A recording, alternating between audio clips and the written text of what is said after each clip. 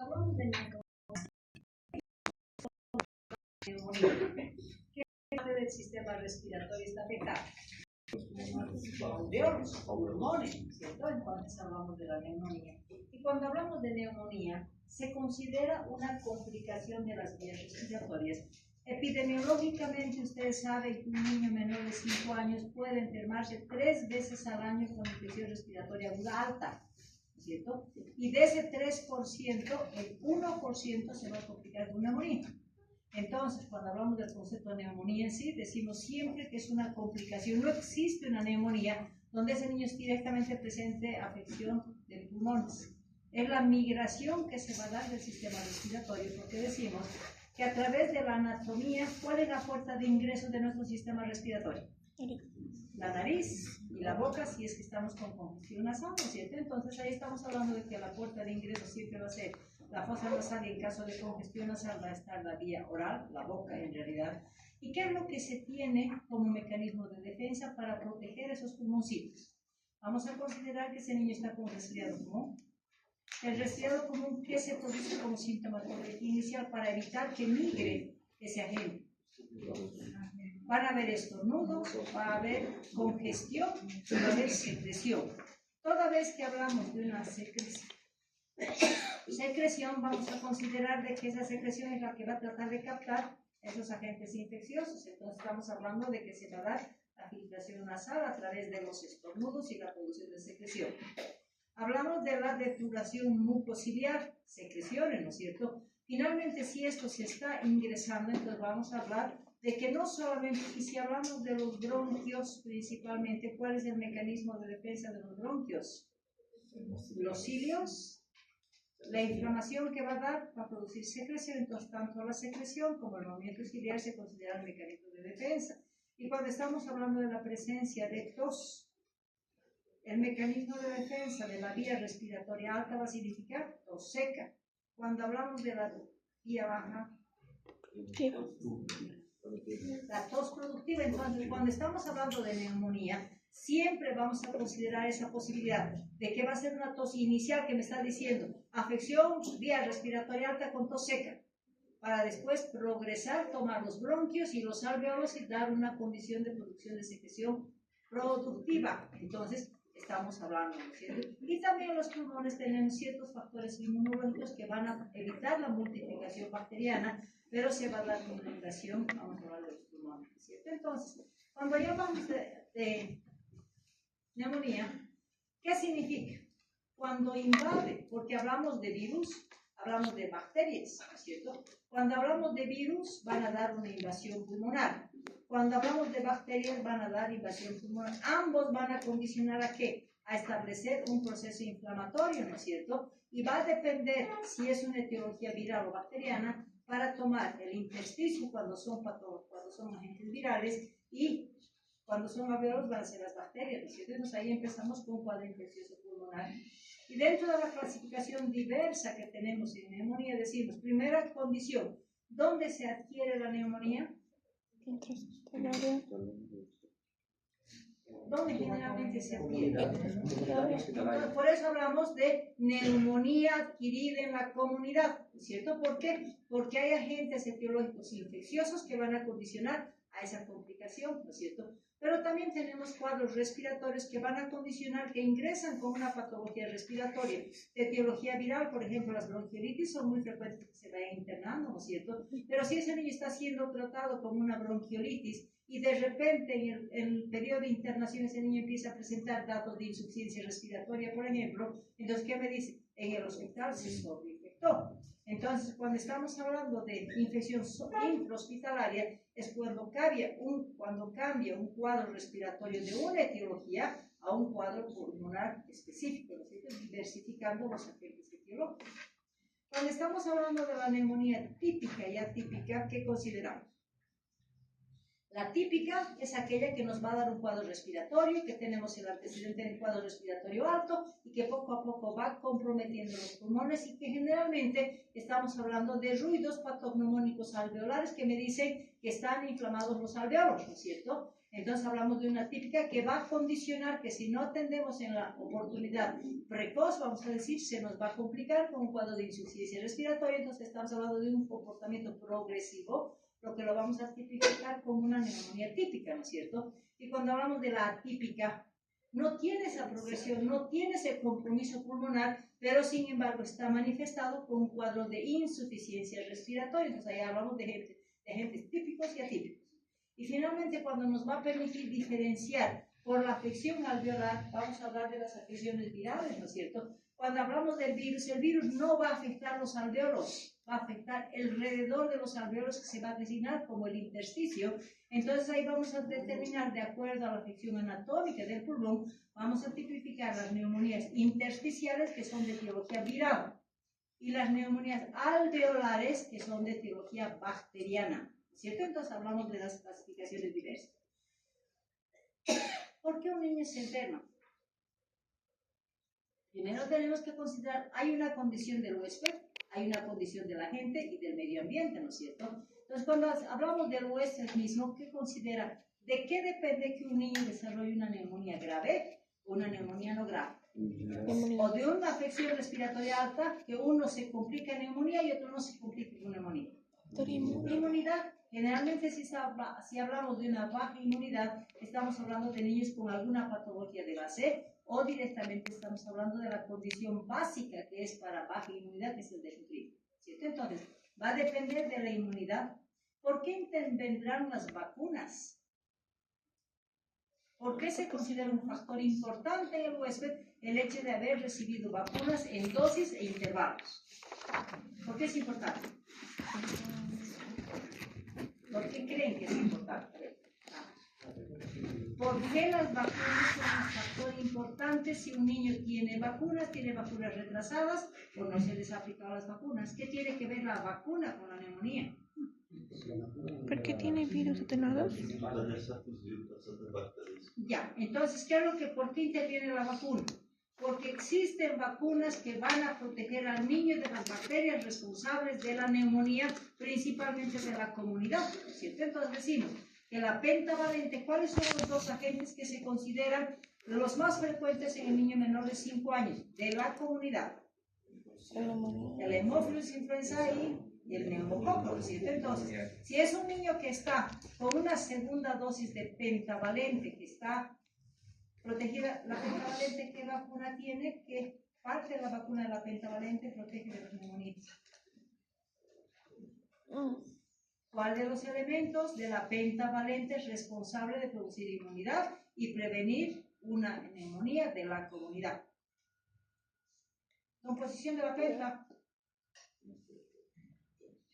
El Haemophilus influenzae. Si estamos diciendo el Haemophilus y el neumococo son los agentes más frecuentes, entonces el Haemophilus influenzae está protegido por la pentavalente y la neumocócica también está protegiendo de las neumonías, ¿no es cierto? Por lo tanto, se dice que las vacunas, uno va a ser conducción de que evitamos las neumonías de la comunidad por agentes de la comunidad, y segundo, que las vacunas van a estimular el sistema inmunológico y van a hacer es que ese niño, ante cualquier factor infeccioso, pueda desarrollar fácilmente una respuesta inmunológica, ¿cierto? Cuando estamos hablando de déficit nutricional, esto está relacionado principalmente con la inmunidad. Un desnutrido por estándar es un inmunodeprimido, ¿cierto? Cuando estamos hablando de la gente, depende de qué. ¿Cuántas bacterias ingresaron? Hablamos del inóculo.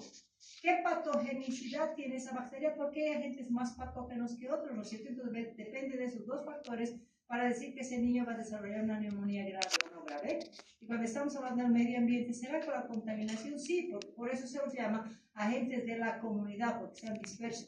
Aunque ha disminuido ahora porque los niños, la mayoría ya tienen vacunas todavía, ¿verdad? Pero si estamos hablando del hacinamiento, ¿por qué será importante el hacinamiento? En nuestro medio, principalmente en el área rural, la familia entera vive en un cuarto, ¿no es cierto?, con diferentes camitas. Si hay un niño que está enfermo y está relacionado con una baja inmunidad, pues se va a enfermar con neumonía. Y otro que tiene buena inmunidad no se va a enfermar, ¿no es cierto? Entonces, el hacinamiento, la condición de vivienda es importante porque el hacinamiento en contacto con un paciente que está enfermo, entonces va a tener la probabilidad, dependiendo de su inmunidad, para enfermarse o no enfermarse, ¿cierto? Entonces, ¿qué es lo que pasa? A ver, vamos a considerar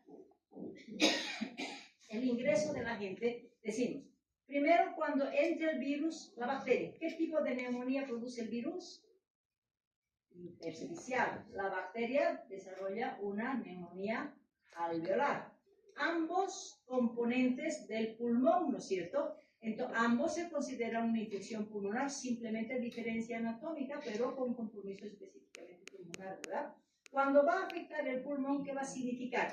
Cuando ingresa, antes de que ingrese al pulmón, se han desarrollado mecanismos de defensa. Estamos hablando de la faringe, estamos hablando de los bronquios. Eso no se considera neumonía, simplemente es factor defensivo, vamos a decir, para que ese agente infeccioso no ingrese y no invada el pulmón. Aquí ya se dio la invasión pulmonar, ¿cierto? Entonces, ¿qué es lo que va a pasar a nivel alveolar?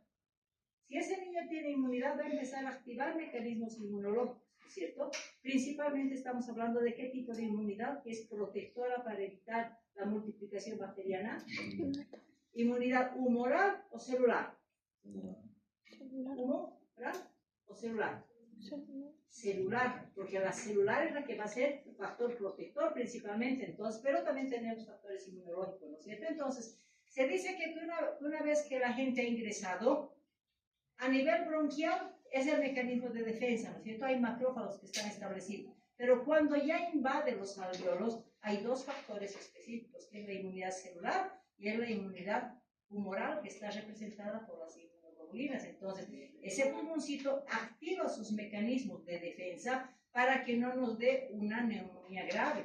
Al mismo tiempo, se dice que va a haber una depuración mucociliar a nivel bronquial, pero si esa secreción llega hasta los pulmones, nos va a dar una posibilidad de mayor infección. Entonces, cuando estamos hablando de que hay producción de secreción, ¿cómo se defiende el organismo cuando tenemos una protección a nivel de bronquios y a nivel de alveolos? La tos, por eso la característica de una neumonía por afección baja es una tos productiva. Entonces la secreción va a tratar de incubar a las bacterias, al mismo tiempo esa secreción también va a tener inmunidad y con la tos va a expulsar, ¿cierto? Entonces mecanismos de defensa. Si no se logra eliminar ese agente infeccioso, ¿qué es lo que va a condicionar? Se va a empezar a dañar el epitelio respiratorio propio, ¿no es cierto? La secreción, hay edema y secreción anómala. Y finalmente esa secreción, ¿qué va a condicionar si estamos hablando de alveolos? Va a empezar a llenar los alveolos, va a empezar a obstruir el funcionamiento de esos alveolos. Y como comunica, vamos a decir, alveolos con bronquios, entonces van a estar obstruidos los bronquios por la secreción, van a estar los alveolos llenos de secreción. ¿Y qué significa eso? Que son alveolos y bronquios no funcionantes. Por lo tanto, si tengo sectores comprometidos con secreción que va a condensarse y me va a dar la neumonía, no va a ser funcional. Los bronquios no van a poder intercambiar el aire, por lo tanto, ¿qué es lo que se establece? Un desequilibrio entre la ventilación y la perfusión. Y finalmente, ¿qué significa eso? Que dependiendo de la magnitud de afección alveolar, ese niño puede entrar en diferentes grados de hipoxia, llamada hipoxemia, ¿cierto? Bueno. Cuando ya hablamos de la neumonía propiamente dicha, decimos, ¿no? Lo más frecuente en los niños es la neumonía viral intersticial, lo más frecuente. Cuando estamos hablando de neumonía intersticial, vamos a hablar del intersticio, lo que rodea los alveolos, ¿verdad? Entonces simplemente vamos a hablar de que no hay un compromiso de hipoxia porque no está alterando la función de los alveolos y la vamos a llamar la neumonía intersticial. A diferencia de una afección de alveolos, ¿qué pasa con los alveolos? Así como hemos dicho, que cuando un agente infeccioso va a afectar los bronquios, ¿qué es lo primero que va a producir en el epitelio bronquial, por ejemplo? Va a producir una inflamación. A la inflamación, ¿qué responde? El edema. Y después de edematizar se produce secreción. Dependiendo si es una etiología viral, va a ser una secreción cristalina y alina, ¿no es cierto? En cambio, si es una bacteria, va a ser una secreción mucosa, porque está cargado de polimorfonucleares, ¿no es cierto? Entonces, si estamos hablando acá de una afección viral, no nos va a preocupar mucho porque no van a ser patologías que están representados con cuadros de insuficiencia respiratoria. Como el virus vive 3 a 5 días, van a ser neumonías leves, diagnosticadas por una radiografía donde solamente nos va a mostrar lo que es la afección del intersticio y ese cuadro va a pasar con un tratamiento sintomático, ¿cierto? A diferencia de los alveolos, se dice, ¿no?, que los alveolos también tienen epitelio. La bacteria va a ingresar y va a producir una inflamación del epitelio de los alveolos, ¿no es cierto? Como consecuencia, esa inflamación, ¿qué hace? Empieza a responder con secreción y secreción espesa. Y dependiendo de la concentración y la densidad de esa secreción, va a empezar a tomar los alveolos. Y como consecuencia de esa toma de alveolos, ¿qué se va a producir? Proceso de condensación, ¿cierto? Y es por eso que vamos a determinar de cuánto el pulmón está tomado para entrar en un cuadro de hipoxia. Por eso cuando hablamos de neumonía, si no son cuadros graves, vamos a tener la oportunidad de decir es una neumonía no grave porque son pequeños sectores alveolares que han tomado, pero si tengo masividad de afección, hablamos de neumonía grave porque está relacionado con esa hipoxia, ¿verdad? Y ahí hablamos, la neumonía alveolar va a ser multifocal cuando tengamos grupos de alveolos afectados, pero sin un compromiso importante de todo el contexto pulmonar. A diferencia, si yo voy a hablar de que ha tomado un sector, también ese sector me va a decir cuánto ha tomado. Porque no nos olvidemos que los pulmones están divididos en el segmento y el lóbulo. Entonces, si va a tomar todo un lóbulo, es un cuadro grave, ¿verdad? Si toma un segmento de lóbulo, no va a ser grave. Entonces, dependiendo del compromiso que se tiene, vamos a poder decir, es una neumonía alveolar. Tenemos diversidad de focos donde vamos a tipificar como una multifocal. Y si ha tomado un lóbulo completo, hablamos de una neumonía lobar. Y si toma un segmento de una neumonía segmentaria. Entonces, esta clasificación está en base a la afección anatómica que se va a dar a nivel de los pulmones.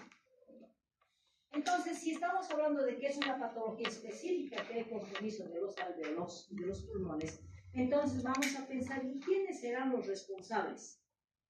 Ahí vamos a hablar de los virus, ¿no es cierto? La neumonía viral, lo más frecuente es un adenovirus. Pero también está la influenza, está el parainfluenza 3, está la influenza 1 en los niños grandes y el virus sincitial respiratorio. Todos ellos tienen condición de una sintomatología alta que nos va a estar avisando de que estaba empezando un resfriado común y que posteriormente cuando ese niño tiene un cuadro productivo con tos productiva va a decir cuidado, puede ser una neumonía intersticial, ¿no es cierto? En este caso, ¿qué es lo que tendríamos que hacer para pensar? Pedirle una radiografía y certificar que es una neumonía intersticial y qué patrón radiológico voy a tener una neumonía intersticial por etiología viral.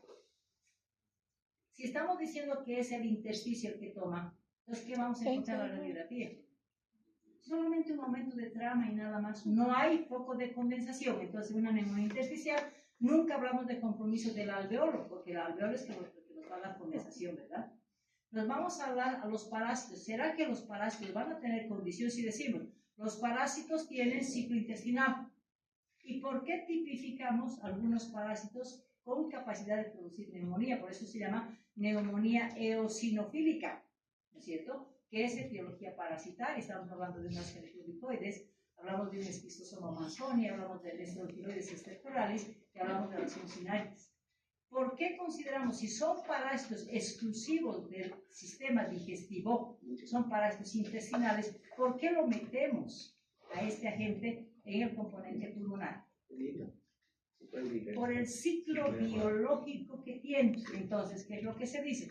Todos estos parásitos tienen el ciclo biológico pulmonar. ¿Por qué? Porque el medio de contaminación para adquirir un parásito es la ingesta de huevos, ¿cierto? ¿Esos huevos qué significan? Que van a tener que tener una migración dependiendo del tipo de parásito que puede migrar. Por ejemplo, las gericulicoides, que es lo que va a condicionar, va a ingerirse huevos larvados. Los huevos larvados van a atravesar la pared del intestino para tomar el sistema hemático. Y a través del sistema hemático va a migrar hasta el pulmón. ¿Por qué? Porque es una larva filariforme, es una larva inmadura que necesita madurar y para su maduración necesita oxígeno. Entonces, estos parásitos, y si hablamos del esquistosoma manzoni o estreptiloides, todos ellos tienen diferentes tipos de ciclos. No voy a describir el ciclo de cada uno de ellos, pero todos ellos van a migrar y filariformes, todas estas van a buscar ciclo hemático, obligadamente independiente de cuál sea la vía de ingreso. Van a llegar al pulmón y al pulmón necesitan permanecer durante 10 días. ¿Por qué? Porque de esa larva filariforme va a condicionar a que se convierta en un parásito maduro. Y ustedes creen que se queda quietito en el pulmón ese parásito mismo, siendo chiquitito, va a alterar, entonces va a dañar y va a producir inflamación de los alveolos. Pero como es un ciclo de 7 hasta 10 días, ¿qué significa? Que en ese periodo nos va a dar sintomatología respiratoria. Nos va a dar ausculta de un pulmón, pero un parásito nunca va a desarrollar fiebre. Entonces, ahí ya me está diciendo, cuidado, puede ser una neumonía eosinofílica. Entonces, ¿qué es lo que hacemos? Hacemos una radiografía. Voy a encontrar un poco de condensación, pero como no hay fiebre y nunca va a haber un cuadro de insuficiencia respiratoria, podemos pensar si en el intestino encontramos huevitos en un copo parasitológico y tenemos una neumonía que se la llama eosinofílica. Entonces, ¿qué tengo que hacer? Estoy con cuadro respiratorio, estoy con ausculta de afección de alvéolos. ¿Qué tengo que hacer para definir mi etiología parasitaria? No tiene, clínicamente es un niño que tiene tos, clínicamente es un niño que no llega a un cuadro de insuficiencia respiratoria y no tiene fiebre. O sea, es eso, ¿no es cierto? No tiene. Pero estoy auscultando créditos, estoy encontrando lesión alveolar. Entonces, ¿qué tengo que hacer? Tengo que pensar, como no hay fiebre, no hay insuficiencia respiratoria, puede ser un parásito. ¿Qué tengo que hacer en caso de este etiología? Cultivo. Un poquito complicado, ¿no es cierto? Algo más fácil. ¿Cómo? La IG no encontraría ni ELISA ni IG para los parásitos. No, lo más fácil. ¿Qué pide para definir una infección? De orina. Hemograma, pues, por eso se llama neumonía eosinofílica. Entonces, es un niño que no tiene fiebre, no tiene descompensación de insuficiencia respiratoria, y ese niño está tosiendo con tos productiva, voy a pensar pues en la etiología parasitaria. Entonces, a ese niño le voy a pedir un hemograma. El hemograma me va a permitir definir si es virus, me va a avisar una desviación a la derecha, pero si me dice es eosinofilia, ¿cuál es el valor para considerar un diagnóstico de hemograma con eosinofilia? Más del 6%, ¿no es cierto? Entonces, ahí me va a decir si tengo datos y estoy pensando en un parásito, voy a pedir un hemograma y me dice, hay que darle simplemente tiempo, no hago ningún tratamiento hasta que ese parásito migra al intestino, y cuando migra al intestino recién voy a hacer tratamiento, ¿cierto? Cuando hablamos de las bacterias, la bacteria es diversa, ¿no es cierto? A veces decimos, pero si la literatura me dice de que el niño desde el año hasta los 5 años, los agentes de la comunidad son hemófilos, influenza y neumococo, porque eso describe la literatura, ¿qué es lo que tenemos que considerar? Que la neumonía depende de la edad, ¿no es cierto? Cuando estamos hablando de una neumonía de un recién nacido, por ejemplo, y un neonatito, ¿por qué estamos relacionando con bacterias gram negativas? ¿Por qué creen? Canal del parto, ¿no es cierto? Entonces, cuando hablamos de un recién nacido y neonato, ¿cuál es el proceso de atención de un recién nacido? Es pasar por el canal del parto, y acaso el niño cierra su boquita para no arrastrar bacterias del canal del parto, está arrastrando, y después de la atención del parto, ¿qué es lo que el niño hace? El esfuerzo respiratorio. Y si ese canal del parto estaba contaminado, ¿qué es lo que vamos a condicionar? Que es Escherichia coli, que es un agente muy frecuente del canal del parto, más los estreptococos, el Piógenes, la Galactia y la Listeria, son agentes del canal del parto. Entonces tenemos siempre la probabilidad de que toda neumonía de un recién nacido o neonatito hasta los 28 días de vida está relacionada obligadamente con agentes del canal del parto por el proceso de atención de ese niño. Entonces estamos hablando de la Escherichia coli, que es una bacteria gram negativa, y los gram positivos estamos hablando del Streptococcus galactiae, el Streptococcus Piógenes y la Listeria. ¿Cómo también los llamamos al Piógenes y a la Galactiae? Streptococcus A y B. ¿Cuál es el A? ¿Cuál es el B? El A es el Piógenes y el B es la Galactiae. Entonces, y la Listeria que está presente, ¿no es cierto? Bueno, pasó el proceso de aspiración y riesgo con el canal del parto.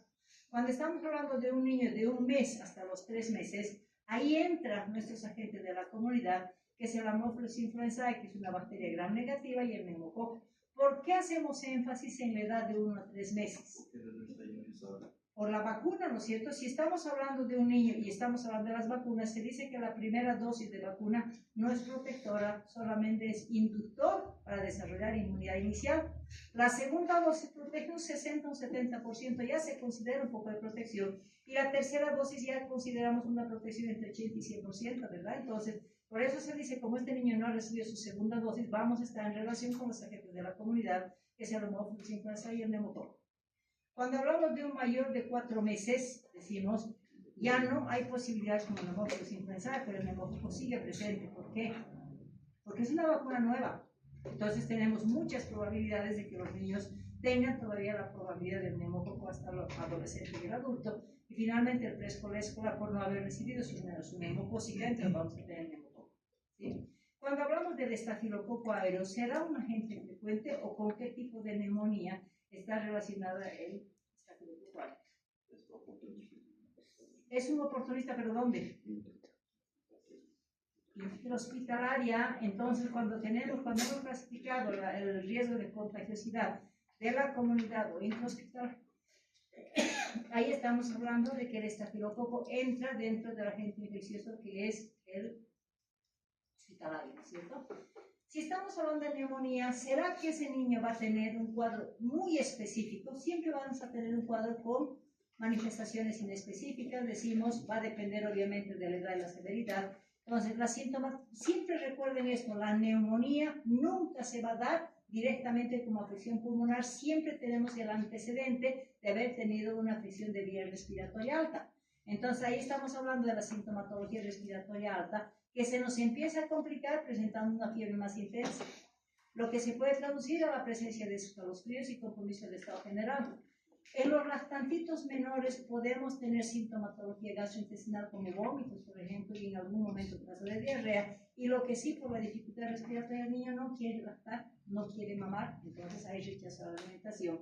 Pero si estamos hablando, y ahora, ¿qué me va a presentar como algo específico? Decimos, ¿no es cierto? Entonces, decimos, siempre el patrón de la tos es esa tos seca que progresa productiva, es el indicador de que está migrando el cuadro respiratorio.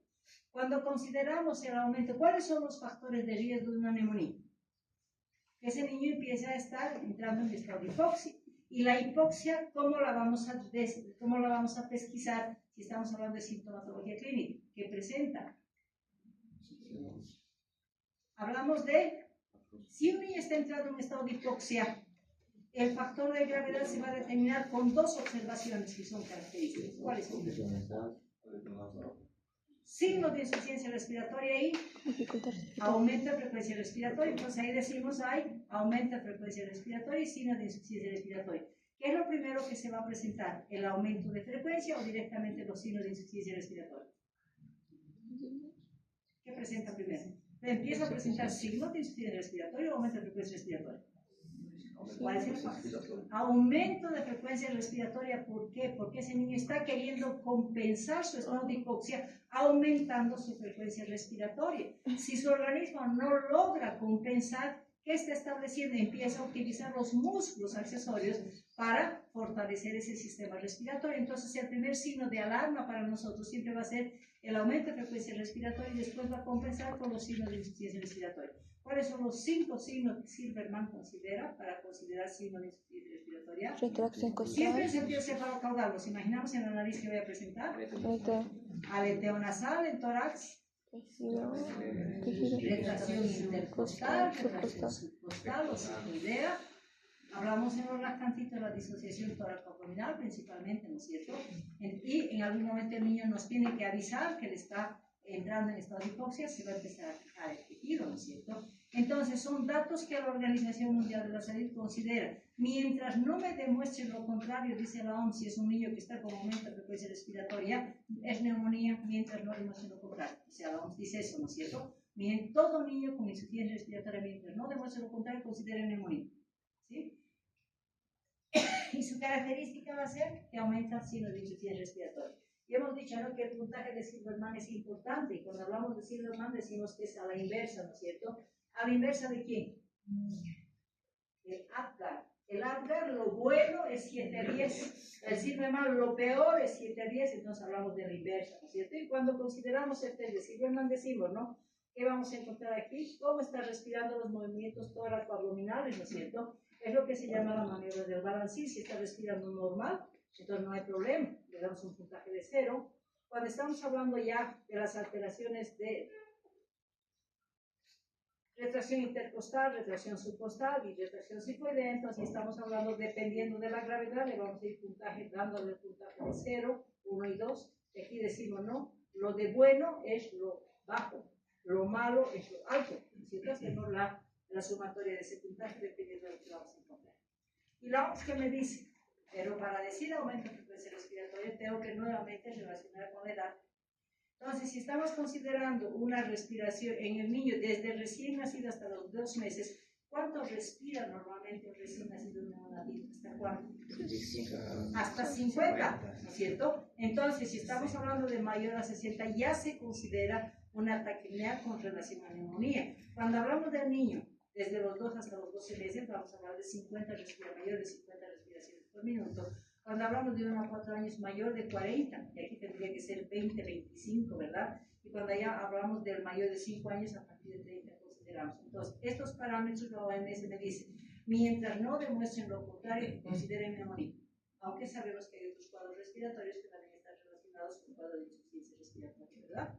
Entonces, si estamos hablando de una clínica y que tengo que certificar, recuerden que el diagnóstico de la neumonía ¿es radiológico o es clínico? El diagnóstico de la neumonía es clínico y la radiografía evalúa la magnitud, ¿cierto? Entonces, cuando hablamos del examen físico, es a través del examen físico que nosotros vamos a ir a diagnosticar clínicamente lo que es una neumonía. Y es importante diferenciar dos cosas. ¿Cómo se presentó? Y se dice que la bronconeumonía o la multifocal o la neumonía son patologías dependiendo de la edad. Hablamos de que la bronconeumonía se considera patología de los extremos de la vida, ¿no es cierto? En los niños pequeños y en los adultos mayores. Y la neumonía es de los niños grandes y personas en edad laboral, ¿no es cierto? Entonces, semiológicamente tengo que hacer la diferencia. Y estamos hablando, por ejemplo, de una neumonía. Aquí les pongo una radiografía que es una neumonía, que es un foco de condensación, ¿no es cierto? Aparentemente está tomando el lóbulo medio, ¿no es cierto? ¿Qué significa esto? Que esta porción no está funcionando, por lo tanto ese paciente va a estar relacionado con cuadro de hipoxia, lo cual va a traducir con un aumento de frecuencia respiratoria y va a traducir con signos de insuficiencia respiratoria, porque hay un volumen importante de compromiso pulmonar que lo va a establecer a través del estado de hipoxia, ¿no es cierto? A ver, si este pulmoncito está funcionando bien, este mitórax, si hay una condensación central, no, y este sí. Entonces, ¿qué es lo que primero tenemos que hacer? Los 4 pasos semiológicos que se aplican en la neumonía, ¿cuáles son? Primero es inspección, luego es palpación, luego es perfusión y finalmente la auscultación, ¿cierto? Entonces, si estamos viendo en este tórax que esto está condensado, ¿será que tiene movimiento? No. Y este sí se va a mover, entonces vamos a empezar a comparar, si quieren, que uno se mueve y otro no se mueve. Entonces, la primera observación que vamos a dar es la diferencia de movimientos. Estamos hablando entonces de una asimetría torácica entre el hemitórax derecho y el izquierdo, ¿cierto? Y si estamos hablando de que esto está condensado, va a depender de la magnitud de afección que me va a presentar los signos de insuficiencia respiratoria, ¿cierto? Cuando estamos hablando de la palpación, vamos a poner el tórax y pedimos, ¿no es cierto?, el movimiento. Nos hablamos de la elasticidad y expansibilidad. De hecho, va a estar disminuido, pero ¿dónde va a estar disminuido? En el lado afectado. Vamos a poner la mano sobre el lugar que está condensado. ¿Y cómo van a estar las vibraciones vocales? Lo condensado aumenta, el líquido y sangre disminuye, ¿no es cierto? Entonces vamos a tener las vibraciones vocales que están aumentadas. Cuando hablamos de la percusión, vamos a hablar de aquí, está condensado. Entonces, ¿qué sonido vamos a encontrar? Matidez. Y voy a comparar con los hemitórax que está con sonoridad conservada, ¿no es cierto? Entonces estamos hablando de matidez en el lugar afectado. Cuando hablamos de la ausculta, el murmullo vesicular, en este lado, ¿será qué es el murmullo vesicular? ¿Qué es el murmullo vesicular? ¿Qué es el sonido que se emite cuando hay intercambio de aire entre los alveolos? ¿Cierto? Como definición. Entonces, si esto está condensado, ¿será que el murmullo vesicular va a intercambiar? No, entonces vamos a hablar de que está disminuido, ¿ya? Ausentes cuando hay derrame. Entonces está disminuido en este lugar que está afectado, pero hay un drenaje bronquial que va a hacer pasar el bronquio al aire, pero choca con la zona de condensación. ¿Cómo se llama ese ruido de choque del drenaje bronquial con la zona de condensación? Es el soplo tubárico. Estoy soplando por un tubo y está reaccionando porque no puede pasar por la condensación que tiene. Entonces, los factor mnemónico va a ser el soplo tubárico. Y obviamente, alrededor nunca vamos a encontrar crépitos centrales, pero alrededor de la lesión vamos a encontrar crépitos locales. ¿Qué es el crépito? Sonido emitido pelo vibrado de la secreción. Es la presencia de secreción en los alvéolos que se va a establecer en los momentos inspiratorios y expiratorios, el pegue y despegue de las paredes alveolares con la presencia de secreción intraalveolar, ¿cierto? Entonces hablamos de crépitos locales. Entonces, en la neumonía hay alteración de los 4 pasos semiológicos. Y si hablamos de la bronconeumonía, o llamada también la multifocal, ponemos acá, ¿no es cierto? Tiene foquitos pequeños. Entonces, ¿será que hay alteración en los movimientos de ambos hemitórax? Normalmente está igual, porque son un impacto mínimo, porque son focos pequeños. Cuando estamos hablando de la elasticidad y expansibilidad están normales, a la percusión la sonoridad está conservada, y sin embargo, ¿qué hablamos del murmullo vesicular? No llega a impactar por la magnitud de los focos pequeños, se va a escuchar el murmullo vesicular sin problema. Entonces, lo único que se va a alterar es que esos alvéolos van a estar crepitando, se llaman, ¿no es cierto? Entonces, vamos a tener crépitos, y como son varios poquitos, entonces vamos a hablar de crépitos difusos, ¿cierto? Entonces, ¿cómo se hace el diagnóstico de la neumonía y diagnóstico diferencial entre una neumonía y bronconeumonía? Por la semiología. Entonces, el diagnóstico es clínico, no es radiológico, ¿no es cierto? Y cuando ya estamos hablando de que el diagnóstico es clínico, la radiografía, ¿para qué me sirve? Confirmar. Para evaluar la magnitud de la lesión. ¿Ya? Entonces, radiografía simplemente me va a mostrar y cómo interpreto una radiografía de neumonía. En una multifocal, ¿cómo voy a interpretar una radiografía? ¿Cuál va a ser el hallazgo radiológico en una neumonía multifocal? Edema bronquial. Imágenes de... ¿De? No escucho, pues.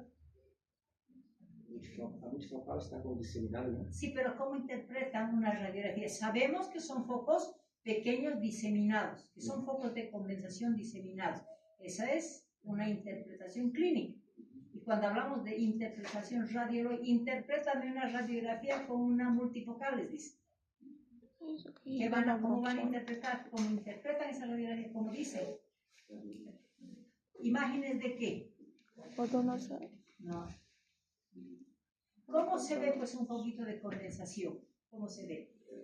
¿Negro o blanco? Blanco. Está radiolúcida. ¿Qué es radiolucidez y qué es radiopacidad? Vamos a, eso tenemos que aclarar. Radiopaco es clarito, radiolúcida es oscuro. Al revés. A ver, radiolucidez es negro, es aire, lúcido, brilla el negro. Radiopaco es blanco, condensación. Entonces, cuando vamos a interpretar una radiografía con una neumonía multifocal, vamos a decir, son imágenes de radiopacidad difusas, ¿cierto? Y si vamos a interpretar una neumonía lobar o segmentaria, es una imagen de radiopacidad localizada en el lóbulo, qué sé yo, lóbulo completo, segmento del lóbulo superior, inferior, depende, ¿no es cierto? Entonces, y eso tienen que aclarar, chicos. O sea, ¿qué es radiolucidez? Aire. ¿Qué es radiopacidad? Ocupación de pulmón. En una neumonía está ocupado, entonces voy a ver radio opaco, blanco. Y en una bronquiolitis, ¿qué voy a ver? Que es acumulación de aire. Radiolúcido, exceso de aire, ¿no es cierto? Entonces ahí hablamos de que la radiografía nos va a permitir interpretar y tengo que saber la lectura de una radiografía, ¿no es cierto? Cuando hablamos de laboratorio, el hemograma es importante para definir para qué me sirve un hemograma en una neumonía. ¿Es viral o bacteriano? Para diferenciar etiología, ¿no es cierto? Porque hemos dicho, etiología de la neumonía viral, bacteriana y parasitaria. Entonces, ¿el hemograma para qué me va a servir? Para definir etiología de la neumonía. Cuando hablamos de una etiología viral, ¿qué voy a encontrar en el hemograma? ¿Es a la derecha? ¿Qué encuentro en un hemograma? Viral. A la derecha. Leucocitosis o leucopenia. ¿Cierto? Se puede producir. ¿Con desviación a dónde? A la derecha. A la derecha, ¿no es cierto? Y cuando hablamos de bacteria, Siempre completo, ¿ya? Leucocitosis con neutrofilia, más del 6%. 60%, ¿no es cierto? Y en la linfocitos más del 40%. Y cuando encuentro una neumonía parasitaria, eosinofilia más del 6%, ¿no es cierto? Entonces, el hemograma, ¿para qué me sirve? Para diferenciar etiología e interpretamos cada uno de los hemogramas, ¿verdad? Y el PCR, que es un reactante de fase aguda, que me va a dar solamente positividad cuando tengo una etiología bacteriana. ¿Y cuál es el valor normal de un PCR? 5. Menor a 5. Hasta 6, ¿no es cierto? 6 miligramos, ¿sí? Más es...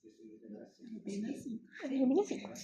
Chicos, estos son exámenes tan básicos que en el internado pues los van a tener que conocer muy bien, ¿no es cierto? La OMS dice, si es que es un paciente que presenta cuadro de insuficiencia respiratoria, es neumonía. Pero hay otros cuadros respiratorios que sí me van a dar insuficiencia respiratoria. Y una de las patologías es la bronquiolitis, ¿no es cierto? Entonces, la bronquiolitis, ¿cómo la definimos? Es un cuadro de insuficiencia respiratoria, es un cuadro de un lactante. Pero ¿qué tipo de cuadro respiratorio que va a estar conllevando un cuadro de insuficiencia respiratoria importante? ¿Cómo se lo define la bronquiolitis?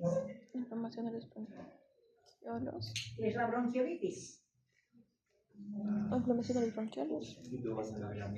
Es el cuadro obstructivo del lactante producido por el virus sincitial respiratorio.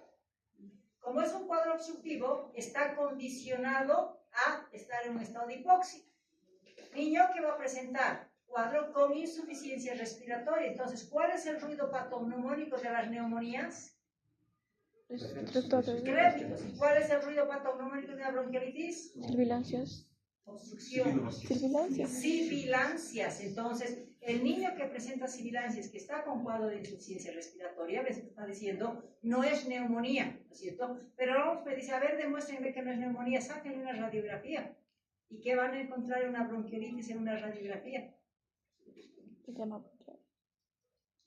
Si es un cuadro obstructivo, vamos a encontrar que ese tórax está hiperinsuflado. Y si está hiperinsuflado, ¿qué va a hacer? Va a modificar los arcos costales. Vamos a tener costillas horizontalizadas, vamos a tener ensanchamiento de los espacios intercostales, vamos a tener herniación de los pulmones, vamos a tener aplanamiento diafragmático. ¿Y cómo voy a ver todo el pulmón? Una bronquiolitis si es un cuadro obstructivo.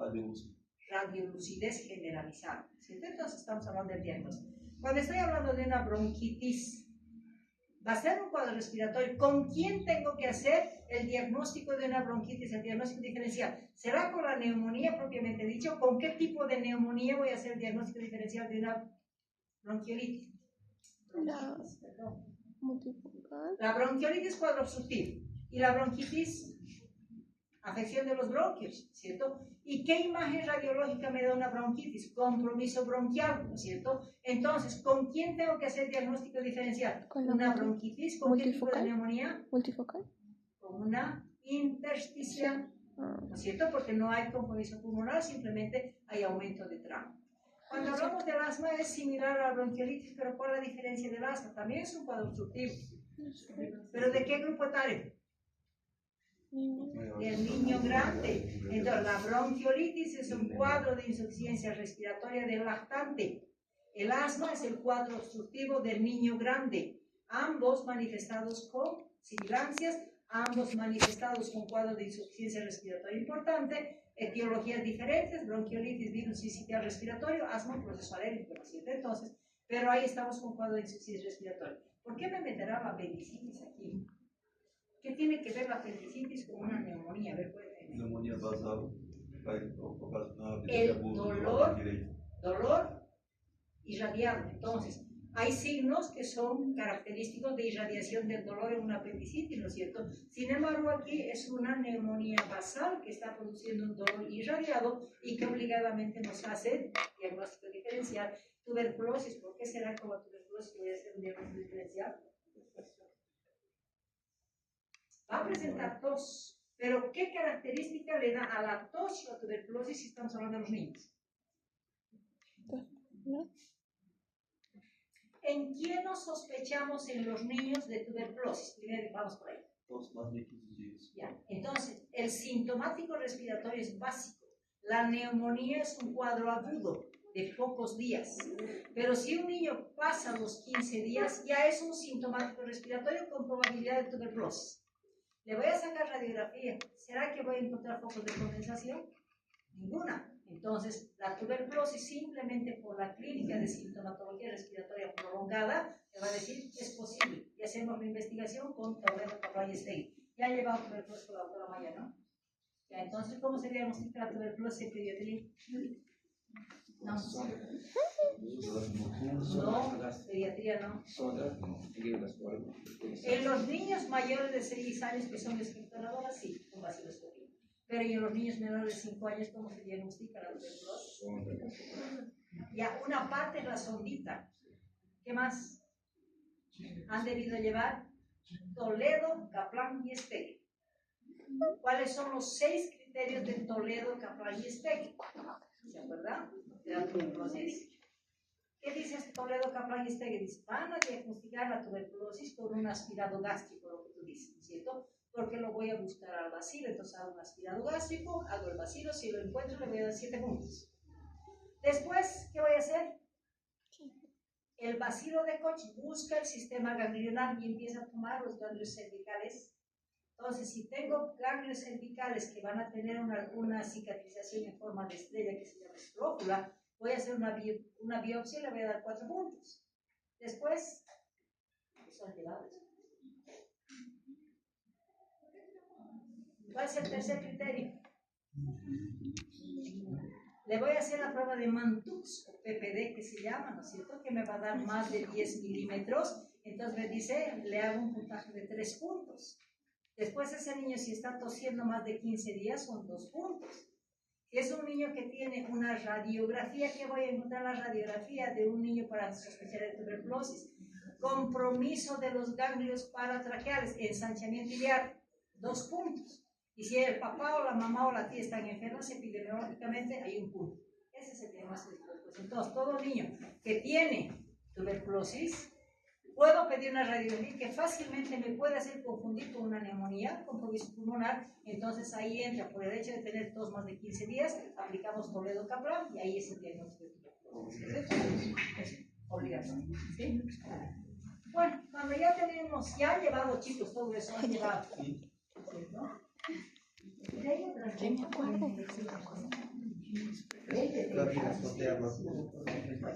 Entonces, cuando hablamos de tratamiento, ¿de qué depende el tratamiento?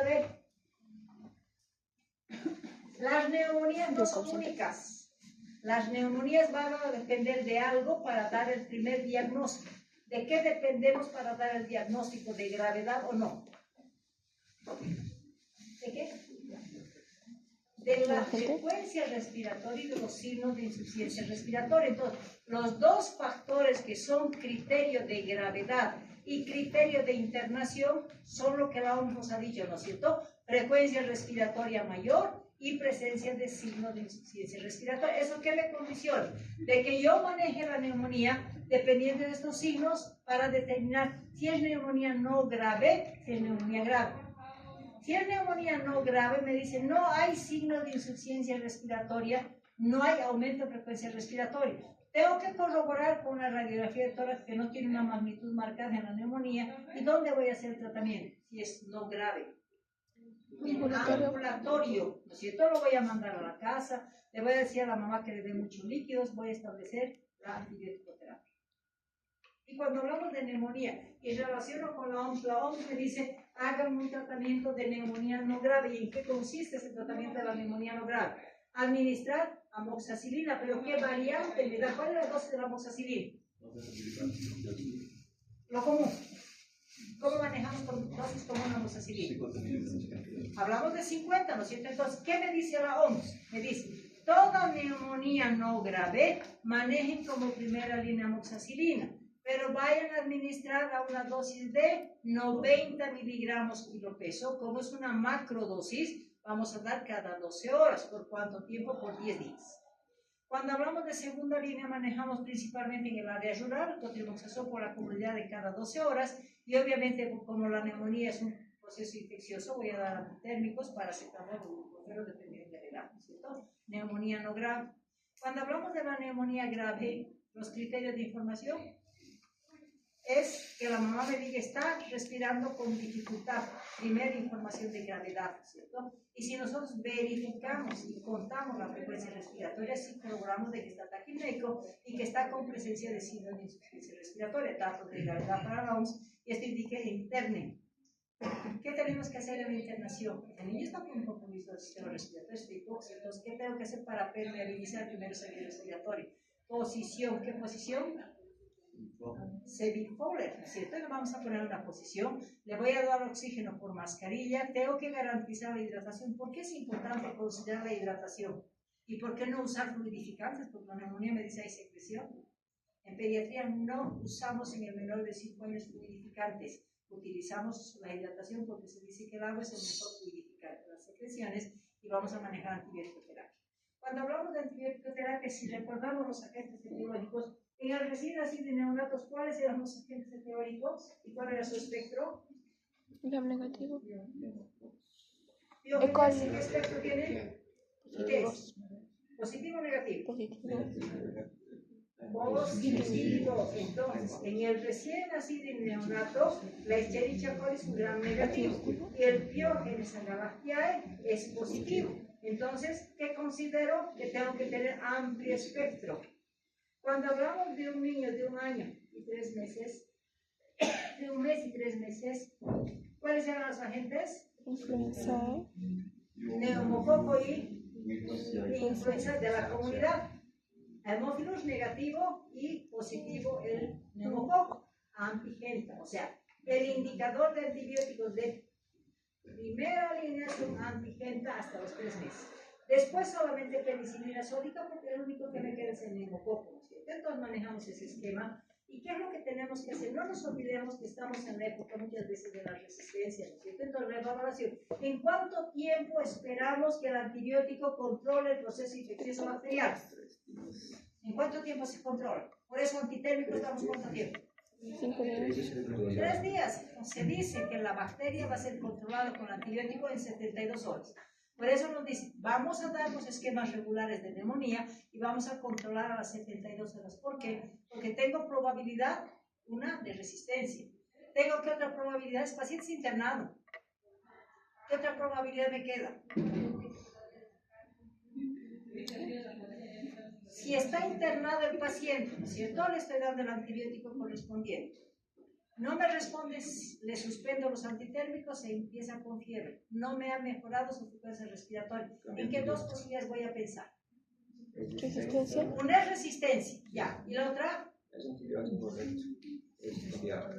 ¿Qué vino un estafilococo y se ingresó? Pues, entonces, las 2 posibilidades ante la no respuesta, si mantiene la fiebre, si permanece los signos de insuficiencia respiratoria y compromiso del estado general, está diciendo, tengo 2 posibilidades, o es resistente o vino que es un estafilococo y sobreinfectó, ¿no es cierto? Si a las 72 horas ese niño está sin fiebre y tiene una buena mejora clínica, entonces esta condición de las 72 horas que me está diciendo, pueden dar alta a ese paciente, vayan a mandarlo a su casa, en ambulatorio va a responder a la misma amoxicilina que hemos dicho para que concluya su tratamiento, ¿no es cierto? Recordando que la gentamicina, si es un niño pequeño, tiene que recibir durante 5 días vía endovenosa, nunca menos. Entonces, generalmente se los mantiene estos niños durante 5 días hasta la conclusión de la gentamicina y después concluimos el tratamiento con la amoxicilina 90 miligramos kilo peso hasta completar los 10 días, ¿cierto? Pero en caso de resistencia, ¿cómo voy a saber? ¿Será resistente? No me pido cultivo, porque no lo puedo mantener 3 días ese niño con el mismo antibiótico. La forma más rápida de determinar es evaluando la radiografía de tórax. No se olviden que tienen una radiografía de ingreso, ¿cierto? Y en la radiografía de ingreso, ¿qué significa? Que van a tener un parámetro comparativo. Entonces, a las 72 horas necesito pedir una radiografía y ahí me va a definir si es resistencia o es estafilococo. Si es resistencia, tengo un parámetro de que si era una neumonía con menor compromiso pulmonar, va a tener mucho mayor el compromiso pulmonar. Eso me dice, es el mismo patrón radiológico, pero con empeoramiento del cuadro. Eso me dice resistencia.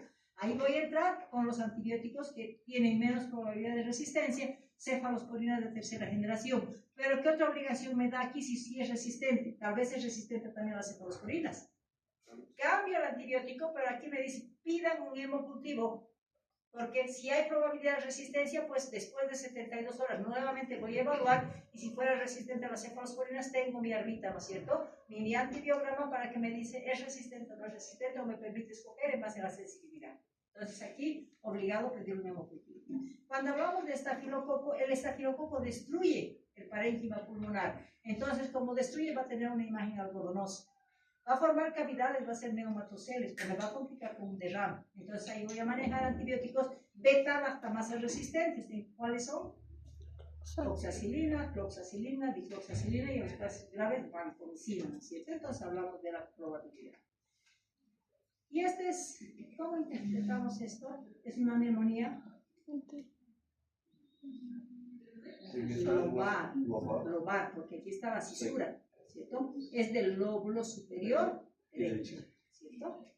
Cuando hablamos de esto, hablamos de condensaciones pequeñas, ¿no es cierto? Entonces hablamos de una bronconeumonía que no se vale, y esta es la imagen de destrucción total del parénquima, es una neumonía estafilocócica, imagen algodonosa, ¿cierto?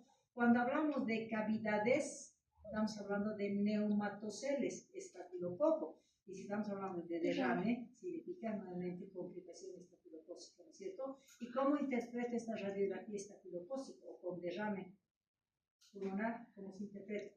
Imagen de radiopacidad basal, obviamente, pero ¿qué complemento para decir tal vez una neumonía basal nada más? ¿Qué complemento más voy a dar para decir que es una neumonía con derrame? ¿Qué pasa con una neumonía con derrame? El líquido se dispersa, ¿no es cierto? ¿Y qué más va a establecerse para decir es un derrame? Borramiento de ángulos costofrénicos y cardiofrénicos. ¿Y esta lineecita qué se llama? Interpretación radiológica. La línea de Damasceno, ¿cierto? Entonces hablamos de que un estafilococo me va a complicar, ¿verdad? Entonces, complicaciones, de hecho, es ante una resistencia, puede haber derrames, abscesos, entierros por infección, y cuando hablamos de extrapulmonares en resistencia se va a difundir, ¿no es cierto? Puede difundirse a meninges, a endocardio, pericardio, ¿cierto? Son complicaciones ante resistencia. Y el patrón intersticial, lo que les decía, miren, hay aumento de rama nada más, ¿cierto? O sea, no es un foco de condensación. Y las neumonías, ¿qué la tienes, por favor? 10, todavía tengo.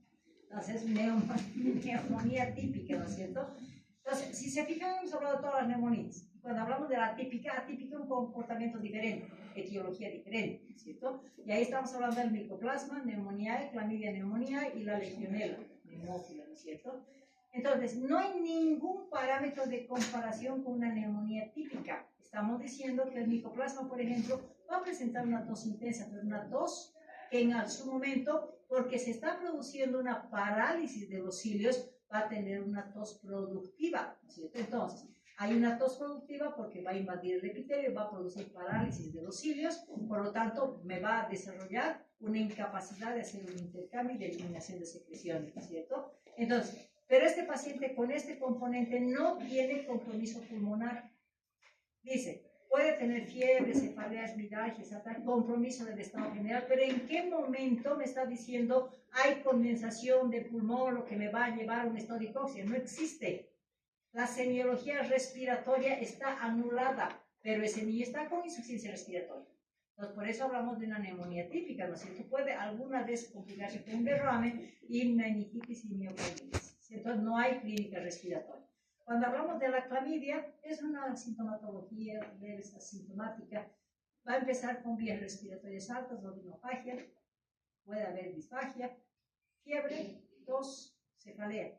¿En qué momento están descritos los estertores crepitantes, la alteración del músculo vascular? Ninguna. Entonces, tenemos simplemente tos productiva con compromiso, aparentemente sistema respiratorio, pero sin embargo me lleva a un cuadro de insuficiencia respiratoria. Entonces ahí estamos hablando de un cuadro atípico, ¿no es cierto? Y la legionela, pues, son esporas que se van a dar porque está en el medio ambiente. Lo mismo va a tener tos, quiebres, colostrillos, cefalea. Hay dolor en el pecho, hay falta de aire, fatiga. ¿En qué momento estamos diciendo que hay compromiso pulmonar? Entonces, las atípicas se caracterizan por compromiso del estado general. Hay manifestación de la tos, hay mucho compromiso del estado general y sin poder demostrar una semiología torácica de compromiso pulmonar, está relacionado con cuadro de insuficiencia respiratoria. Ambos o los tres factores atípicos van a tener un comportamiento similar, por lo tanto, ¿qué vamos a hacer? Vamos a sacar radiografía, ¿cierto? Aquí estamos viendo una radiografía del micoplasma. ¿Dónde estamos viendo foco de condensación? Aumento del trama, nada más, ¿cierto? Cuando estamos hablando de la clamidia, simplemente un poquito de compromiso, pero sin compromiso específico en los alveolos, ¿cierto? Estamos hablando de la virginidad, donde tenemos simplemente aumento de trama. Entonces, todo niño con insuficiencia respiratoria y que esté relacionado a un cuadro sin compromiso pulmonar, pensemos un atípico. ¿Y cuál es la imagen patognomónica de un atípico? Aumento de trama, generalmente es basal. Esto es lo que es atípico, característico. Entonces, se parece mucho al intersticial, pero localizado en la parte basal. Entonces, eso que me está diciendo que hay que hacer tratamiento. Y lo que hemos pensado darle ampicilina, enclamicina, penicilina, ¿me sirve para los atípicos? No. No. ¿Cuál es el medicamento en primera línea para atípicos? Macrolide. Estamos hablando de la primera línea de la claritromicina. ¿Cuál es la dosis de la claritro? Dosis de claritro. 15 miligramos kilopeso cada 12 horas. Cuando hablamos de la erythromicina, ¿cuál es la dosis? Han llevado antibióticos, chicos. Claritro. La claritro es 15 miligramos kilopeso cada 12 horas por 7 días. La eritromicina es 40 miligramos kilopeso cada 6 horas por 7 días. ¿Y la acitromicina para la dosis? 10 miligramos kilopeso cada día por 5 días. ¿Cierto? Entonces hablamos de los factores. ¿Alguna pregunta, mi amor? Doutora, em relação à clínica, clínica, na verdade, qual a diferença de crépitos e crepídeos? El crépides subcrépidos es un sonido mucho más suave, que no se identifica el crépido así. El crépido subcrepitantes son ruidos leves, sin tipificar un crépido, simplemente de intensidad.